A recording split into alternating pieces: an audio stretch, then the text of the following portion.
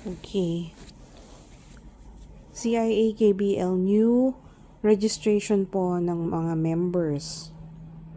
So, pupunta lang po tayo sa Google. We will type https://CIA Bayanihan.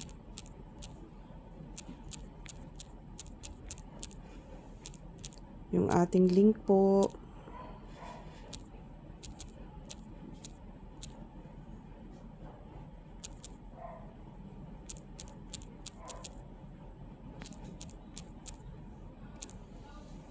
So, ayan na po siya. Lalabas siya, di ba po? Click nyo lang po yung register.